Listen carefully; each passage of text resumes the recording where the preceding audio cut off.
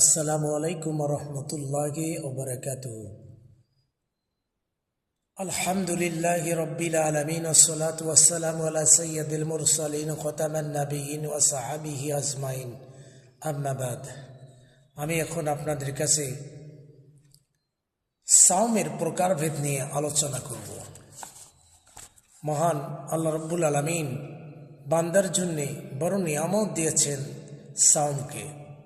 সাওমের প্রকারভেদ, সাওম হলো 6 প্রকার। এই বিষয়গুলো আমাদের সকলের জানা দরকার।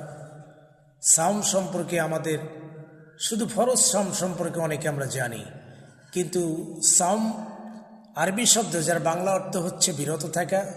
ইসলামী শরীয়তের পরিভাষা হচ্ছে সুবি সাদিক হইতে সূর্য অস্ত পর্যন্ত সর্বপ্রকার পানাহার এবং ইন্দ্রিয় তৃপ্তির থেকে বিরত থাকার নাম হচ্ছে সাওম। সুবহানাল্লাহ। আর এই সাওম হচ্ছে 6 প্রকার। 1 নম্বরে হচ্ছে ফরজ সাওম, 2 নম্বর হচ্ছে ওয়াজিব সাওম, 3 নম্বর হচ্ছে সুন্নত, 4 নম্বর হচ্ছে মুস্তাহাব, 5 নম্বর হচ্ছে নফল, 6 নম্বর হচ্ছে মাকরুহ। এইগুলো সম্বন্ধে একটু বিস্তারিত আপনাদের কাছে তুলে ধরার চেষ্টা করব। ওমা তৌফিকি ইল্লা বিল্লাহ। 1 নম্বর হচ্ছে ফরজ সাওম।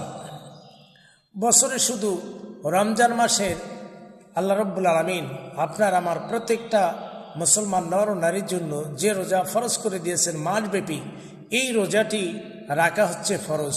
ইহা অস্বীকার কারী কাফের হয়ে যাবে, কারণ আল্লাহ তাআলা এটা ফরজ করে দিয়েছেন। কোরআনুল কারীমের সূরা বাকারা আল্লাহ পাক বলছেন, ইয়া আইয়ুহাল্লাযীনা আমানু কুতিবা আলাইকুমুস সিয়াম কামা কুতিবা আলাল্লাযীনা মিন ক্বাবলিকুম লাআল্লাকুম তাত্তাকুন। সুবহানাল্লাহ। আল্লাহ পাক বলছেন, হে ঈমানদারগণ, তোমাদের জন্য আমি রোজা ফরজ করে দিয়েছি। শুধু তোমাদের জন্যই না, তোমাদের পূর্ববর্তী জাতির জন্য রোজা ফরজ করে দিয়েছিলাম। সুবহানাল্লাহ। এই রোজা অস্বীকারী একেবারে কাফের, ফাসিক বলে গণ্য হবে। 2 নম্বর ওয়াজিব রোজা। কোনো কারণে রোজা পালনের মান্যত করলে বা পালন করা ওয়াজিব। কোনো নির্দিষ্ট দিনই রোজা পালনের মান্যত করলে সেই দিন পালন করা জরুরি বা ওয়াজিব, এটিকে ওয়াজিব রোজা বলে। 3 নম্বর হচ্ছে সুন্নত রোজা। রাসূল সাল্লাল্লাহু আলাইহি সাল্লাম যে সকল রোজা নিজেই পালন করেছেন এবং অন্যদের পালন করতে উৎসাহিত করেছেন, সেইগুলো হলো সুন্নত রোজা। যেমন সুন্নত রোজার মধ্যে আশুরার রোজা, আরাফাতের দিনে রোজা রাখা, এইগুলো হচ্ছে সুন্নত রোজা। সুবহানাল্লাহ। 4 নম্বর হলো মুস্তাহাব রোজা। আমাদের জানা দরকার, মুস্তাহাব রোজা চন্দ্র মাসের 13, 14, 15 তারিখে রোজা পালন করা হচ্ছে মুস্তাহাব। সপ্তাহের প্রতি সোম ও বৃহস্পতিবার এবং শাওয়াল মাসের 6টি রোজা রাখা, এটি হলো মুস্তাহাব। এই যে রমজানের পরে শাওয়ালে আমরা 6টি রোজা রাখবো, এই রোজাটাও হচ্ছে মুস্তাহাব রোজা। তারপরে হচ্ছে নফল রোজা। ফরজ, ওয়াজিব, সুন্নত, মুস্তাহাব ছাড়া সকল প্রকার রোজা রাখা হলো নফল। মনে রাখতে হবে, ফরজ, ওয়াজিব, সুন্নত, মুস্তাহাব ছাড়া সকল প্রকার রোজা রাখা হচ্ছে নফল। যে সকল দিনে রোজা পালন করা মাকরুহ ও হারাম, ওই সকল দিন ব্যতীত অন্য যে কোনো দিন রোজা রাখা হচ্ছে নফল। এরপরে মাকরুহ রোজা। কোন দিন রোজা রাখলে মাকরুহ হয়ে যাবে? মাকরুহ শব্দের অর্থ হলো সওয়াব কম পাওয়া। ওই দিনে রোজা রাখলে আমরা পরিপূর্ণ সওয়াব পাবো না। এই মাকরুহ আবার 2 প্রকার। 1 নম্বর হচ্ছে মাকরুহ তাহরিমি।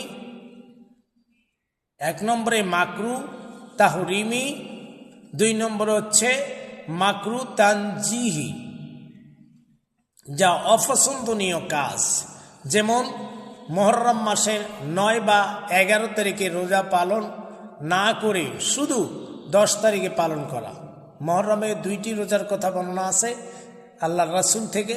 সেই মুহররমে অবশ্যই আমরা 2টা রোজা রাখবো, হয় 10 তারিখের আগে একটা বা পরে একটা।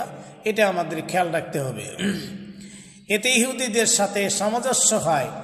অনুরূপভাবে শুধু শনিবারে রোজা রাখা, কারণ এতে ইহুদিগণের সাথে সামিল হয়ে থাকে। এইগুলো আমাদের খেয়াল রাখতে হবে। এই রোজা হলো 6 প্রকার, যা আমি বর্ণনা দিলাম, আপনাদের হয়তো উপকারে আসতে পারে।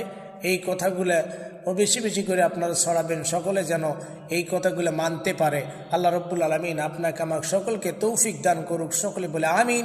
ওয়া আখিরি দাওয়ানা আনিল হামদুলিল্লাহি রাব্বিল আলামিন।